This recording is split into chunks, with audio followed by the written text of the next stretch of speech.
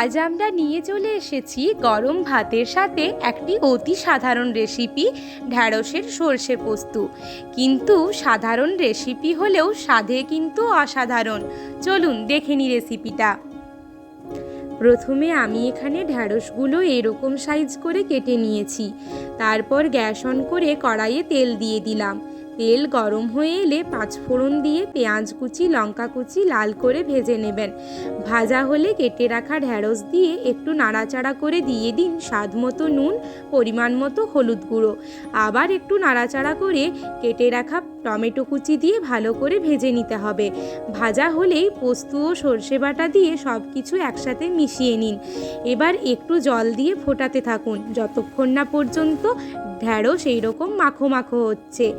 ঢ্যাঁড়স মাখো মাখো হয়ে গেলেই পরিবেশন করুন গরম গরম ভাতের সাথে ঢ্যাঁড়সের সর্ষে পোস্ত।